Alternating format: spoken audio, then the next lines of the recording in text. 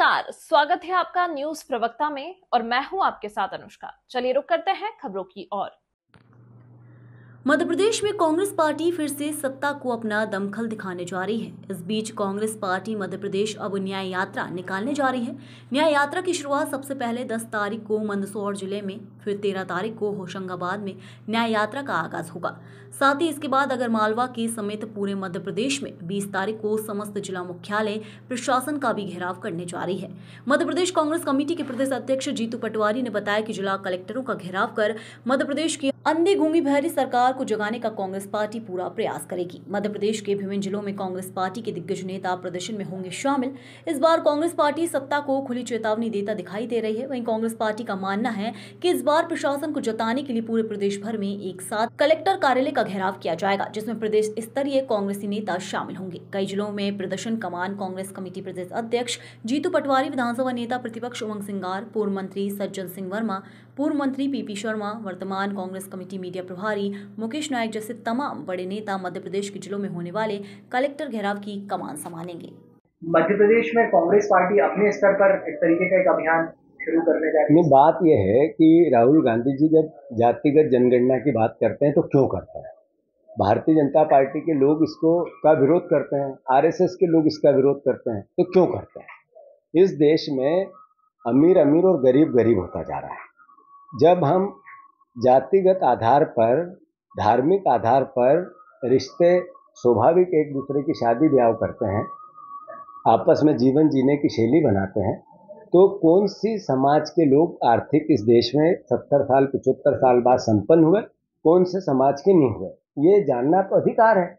इस देश में राहुल गांधी जब जातिगत जनगणना की बात करते हैं तो वो एसटी एससी ओबीसी के साथ साथ अपर कास्ट के गरीब की बात भी करते हैं। तो मैसेज क्या है? मैसेज ये है कि 25 लोगों के पास देश का 80% धन पहुंच गया और 80% लोगों के पास देश का 20% धन है। आखिर ये असमानता इस देश में क्रांति लाएगी या नहीं लाएगी? तो राहुल गांधी जी इस देश की एकता, अखंडता, संपन्नता, समानता इसकी बात करते हैं। जातिगत जनगणना इस सरकार को करानी पड़ेगी, हर हालत में करानी पड़ेगी। अगर नहीं कराएंगे तो ये आंदोलन और तेज होगा। मध्य प्रदेश में आने वाले समय में कांग्रेस पार्टी एक नींव बना रही है, भूमिका बना रही है कि सरकार को जातिगत जनगणना करानी चाहिए। अगर नहीं कराती है, केंद्र सरकार राज्य सरकार दोनों बीजेपी की है, तो फिर हम हमारा स्ट्रक्चर बना रहे हैं जिसमें पंचायतों का एक नया हम संगठन निर्माण की का जो प्लान है हमारा, वो आने वाले 15 दिन में चालू होगा। जब ये कंप्लीशन हो जाएगा इस बात का कि पंचायत और वार्ड स्तर पे हमारा संगठन नया रूप लेगा, उसके बाद हम ये प्रोसेस चालू करेंगे। अगर सरकार कराए जातिगत जनगणना तो धन्यवाद, उनका सम्मान है। अगर नहीं कराएगी तो कांग्रेस पार्टी इस प्रयास को पूरा करेगी। किस तरीके का पूरा ये कार्यक्रम रहेगा, तो क्या मुद्दे उठाए जाएंगे इसके अंदर? प्रदेश भर में शिवराज सिंह चौहान पिछले 20 साल बीजेपी की सरकार के मुखिया रहे। उन्होंने 1 लाख बार किसान की आय दुगनी करने की बात कही, भावांतर योजना की लाने की बात कही, और गेहूं और धान के दाम 3100 और 2700 रुपये देने को लेकर किसानों से प्रलोभन दिया और उनसे वोट लिया। पिछले 10 साल पहले जो स्थिति थी सोयाबीन की, वही स्थिति आज है। आज लागत मूल्य सोयाबीन का 4000 रुपये आसपास प्रति क्विंटल हो गया और बिकती 3800 रुपये में है। मतलब जो दोगुनी आय करने की बात थी, सोयाबीन की फसल चिल्ला चिल्ला के उसके दाम बोल रहे हैं कि इन्होंने धोखा दिया है। कांग्रेस पार्टी का दायित्व है, विपक्ष की भूमिका। हम किसान न्याय यात्रा पूरे प्रदेश में लगातार इस मूवमेंट को किसानों के हित में उठाएंगे। मैं किसान भाइयों से आग्रह करता हूं, प्रार्थना करता हूं कि ये दलगत राजनीति का विषय नहीं है, ये आपके बच्चों के भविष्य का विषय है, इस देश के मर्म का विषय है। जब किसानी की बात आती है, खेती की बात आती है, एग्रीकल्चर की बात आती है, तो स्वाभाविक है कि देशभक्ति की बात आती है। सेना का जवान सीमा पर रह के सेवा करता है और रक्षा करता है देश की। हम सब चैन से सोते हैं, उसी जवान को अनाज पैदा करके आप देते हो, किसान के बेटे देते हैं। तो जितना देश का सेना का जवान देशभक्त है, उतना ही देश का किसान भी देशभक्त है। तो मैं आशा करता हूं कि जब हम किसानों के हितों की बात करेंगे तो इसमें दलगत राजनीति से ऊपर करेंगे, कांग्रेस बीजेपी से ऊपर करेंगे। हमारे मुख्यमंत्री हैं मोहन यादव, जब आज 9 महीने से वो मुख्यमंत्री है, 3100 धान के दाम क्यों नहीं दिए?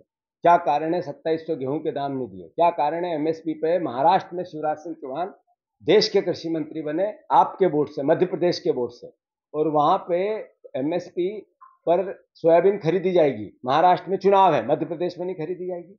ये दोगलापन है या नहीं? तो मैं शिवराज सिंह चौहान साहब, ये 20 तारीख को पूरे प्रदेश में आपकी आंखें खोलने के लिए, आपके कान में जूं रहेंगे इसके लिए, आप कृषि मंत्री हैं, कि सोयाबीन के दाम यहाँ भी एमएसपी पे खरीदना पड़ेगी। गेहूं के 3100 और 2700 धान के दाम की आपने जो घोषणा की वो पूरी करनी पड़ेगी। अन्यथा कृषि मंत्री जी, आप जहाँ रहोगे वहाँ आपको चैन से सोने नहीं दिया जाएगा। हमारे मध्य प्रदेश के किसान अपने हितों की रक्षा करना जानते हैं, आपको वोट देते हैं, प्यार करते हैं, तो हमारे अधिकार को हम लेना भी जानते हैं। 22,000 विद्यालय ऐसे हैं जिनमें एक टीचर है और बच्चों के शिक्षा के क्षेत्र में मोहन भैया हमारे जो अभी मुख्यमंत्री है उस शिक्षा के मंत्री हैं। रोज विज्ञापन देते हैं, बड़े बड़े इवेंट करते हैं, और गुरु, शिक्षक, कुलपति को कुलगुरु और अलग अलग तरह की रोज संवाद करते हैं। भाषण ऐसे करते हैं जैसे प्रवचन कर रहे हैं। तो ये प्रवचनकारी मुख्यमंत्री ये नहीं बता पाया आज तक कि 10 साल में 50 लाख बच्चे स्कूल एजुकेशन में कम हो गए, बजट बढ़ गया, बच्चे कम हो गए। क्यों? टीचरों की नियुक्ति नहीं हो रही है, टीचर यहाँ आंदोलित हो रहे हैं, टीचरों की 40% वैकेंसियां भरी नहीं जा रही है। ये क्या महसूस कराता है? शिक्षा के प्रति इनकी जो एक तरह से कुठाराघात है उसका एहसास कराता है। अब हायर एजुकेशन में जो बच्चे 50% भी स्कूल जाते हैं उसमें से भी 25% हायर एजुकेशन में नहीं जाते हैं।